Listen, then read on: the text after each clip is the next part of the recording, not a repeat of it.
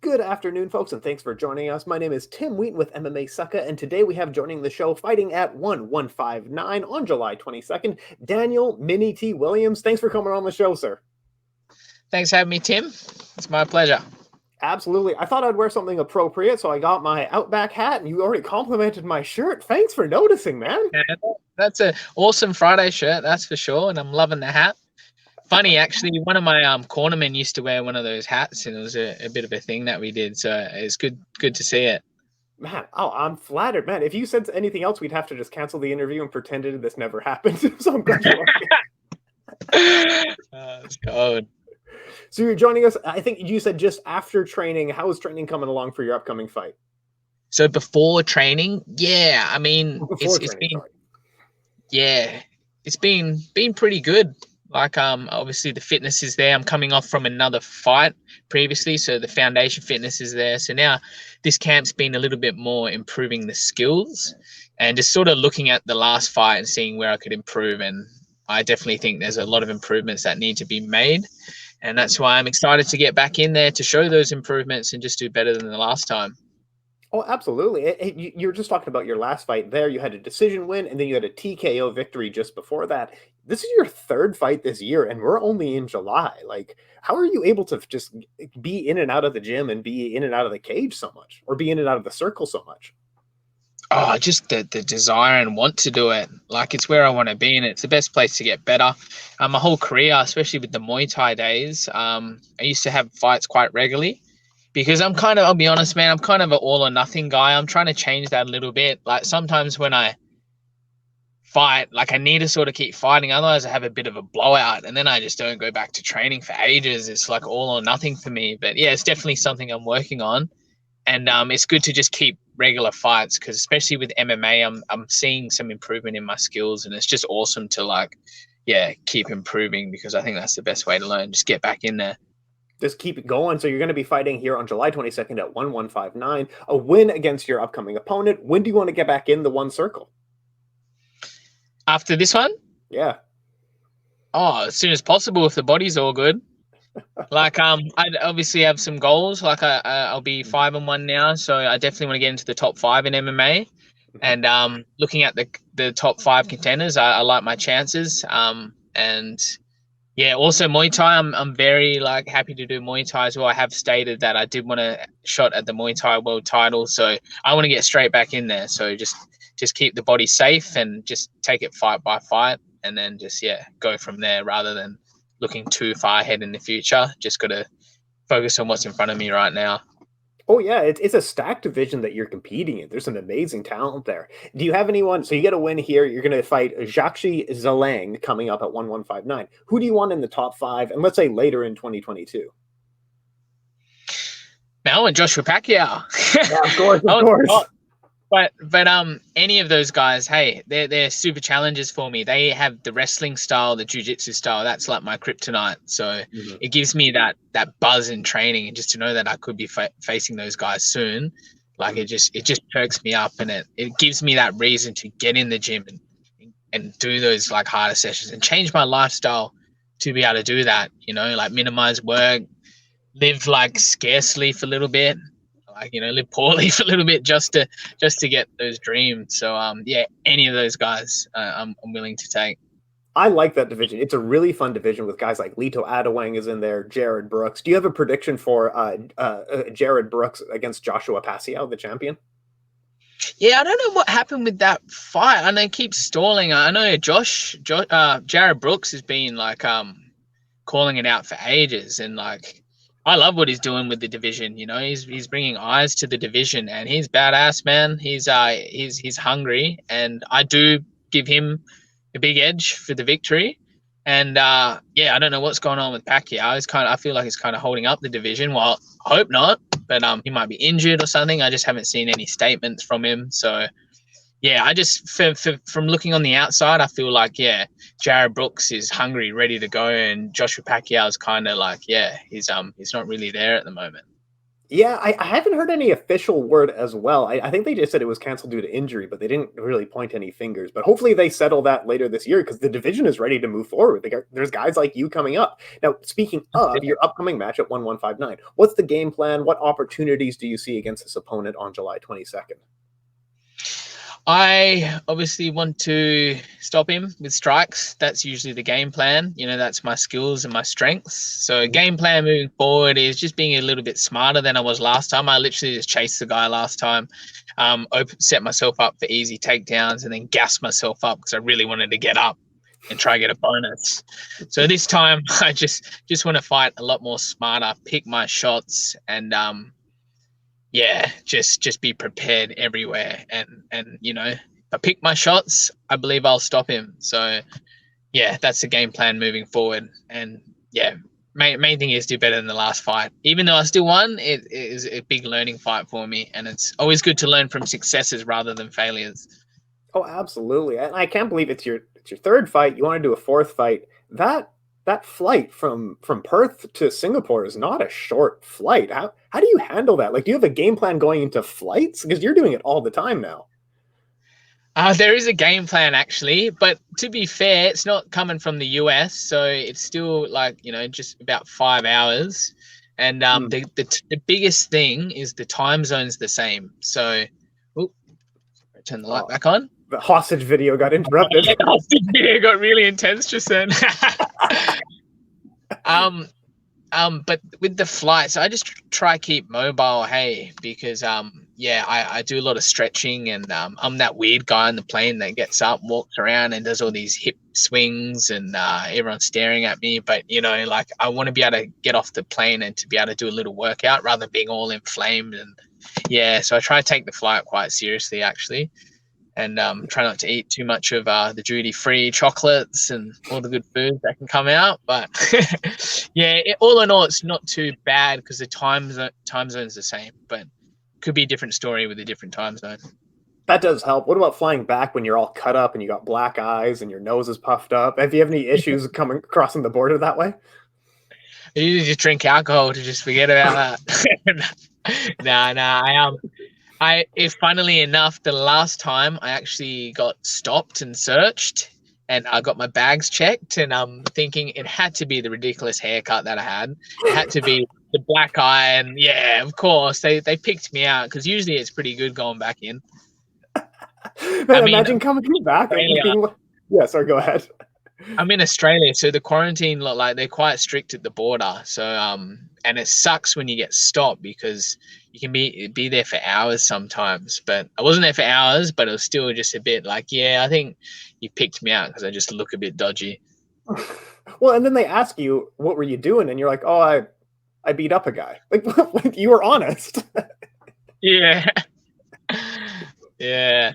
They gave me some praise, which is good. And maybe that's why they let me out earlier. That's good, man. That's good, man. Has the sport spread enough? Because I find now when I'm like travel back to Canada, I know I'm not going to have issues when they ask what I do for a living. That's my home country. And I'll just say like I cover MMA, and people are like, "Oh, sweet, yeah, let's talk about that." In Australia, is there still like a learning curve of like, "Oh, I do MMA," and they don't really know what that is? There is a little bit, but it's definitely coming to light a bit more because we're starting to get a few more guys in the big leagues, especially in the Western promotions, that are becoming in our mainstream news. So guys like Robert Whitaker, yeah, the Thai two of us are like they're starting to get a bit more media coverage. So I guess it is getting a lot more respected than it was, say, 5 years ago. And in WA, I think 5 years ago, where I'm from, Western Australia, they banned the cage too, so you actually couldn't fight in a cage; it was only in a ring. So it's really good to just see the involvement here in Australia, and yeah, a lot more gyms, a lot more people starting to do the sport. No, I'm grateful for it, and we'll keep seeing a good growth there, and that stuff is wonderful to see. I did want to ask you about Muay Thai. You were competing in Muay Thai. That's kind of your base. You had an amazing fight with Rodtang. Rodtang is now in the Flyweight Muay Thai Grand Prix. He's going to be fighting Michael Savas coming up later this year. Do you have a prediction for the Grand Prix? Do you have a prediction for Rodtang's fight as well? Yeah, I do definitely back Rodtang. I feel like he does keep improving every fight, and he's still quite hungry. And he stepped out, fought Demetrious Johnson, which is awesome. He loves the challenge, and I felt like the last fight he had he was a little bit different with the footwork, and even said it himself. So he's even improving a bit more. So I do give him the slight edge. He's starting to be a little bit less traditional Thai, and yeah, just I mean his heavy punches are what I think is going to give him the edge because, yeah, Savas, like, he's got the skills to do it as well. And I'm the worst predictor, man. I'll be honest. I think, like, yeah, I don't like predicting fights too much because it is the fight game, and anyone in that Grand Prix has got the skills to win it. But yeah, I'm back with Rodtang, man. I think he's just a little bit that level ahead. Man, and do you think so? In the finals, most people are predicting a Superlek Rodtang finals. Do you think Superlek can upset and defeat Rodtang in the finals? Yeah. Originally, when I heard Superlek coming into one championship, I was like, "Whoa, man, that guy is awesome!" And then seeing him fight and just what he does with his kicks, but I just still think Rodtang's a bit smarter. I think he's very aware of his style, and yeah, I still think Rodtang will get the edge over Superlek, but that'll be a wicked fight. And if anyone's gonna do good against Rodtang, it's gonna be Superlek. Yeah. No, absolutely. Yeah. Are you also? I talked to Jonathan Haggerty about this a while ago. Like, are you sick of being asked about Rodtang in every interview? No, not really, man. Like I have to. Yeah, it's cool because like man, I'm honored to share the circle with that guy, and yeah, I don't feel it at all because honestly, he put me on the map. So yeah, it's cool to talk about it all the time. Oh, that's awesome. And he's also talked about crossing over into MMA in the future. Would you ever meet him in the MMA cage or in the MMA Dude, circle? I mean, I've been like, yeah, I would love to fight Rodtang in MMA 5 minute rounds. That'll be sick. Like I feel like there is like, I did come off a short camp when I fought him. I was in the weight division above mine, and I think with a bit of a training camp in MMA, like I'll back myself, and I think that'll be an absolute barn burner. And I hope it happens one day. whoa, man, I'm excited just thinking about it. That's good stuff. One Championship has a bunch of awesome stuff coming up later this year as well. And I want to get your prediction for 161. Demetrious Johnson trying to avenge his loss against Adriano Moraes. You have a prediction for this one? Oh man, it's a hard one. Hey, I feel it's a hard one. I don't know. It's a hard one to pick. I want Demetrious Johnson to get it though. I got to meet him the last fight show and properly, and he's just an awesome guy, and just his MMA story, and he's a bit of an idol of mine when he was fighting back in the UFC. So yeah, it would just be an amazing story for him to get that title. But yeah, Adrian Moraes, man, he's no joke, and he's a patient fighter. Like, yeah, he will take the whole. Yeah, he's very patient. So I think DJ will have a new game plan going forward as well. So slight edge to DJ. Hope he gets it. Ooh, man, I'm excited for it. It was such a good fight the first time around too. I know that we always focus on the knockout, but Adriano Moraes was winning up to the knockout as well. Yeah. Like, and that's not common that you see DJ losing to anyone and then getting knocked out. Oh, what a rematch.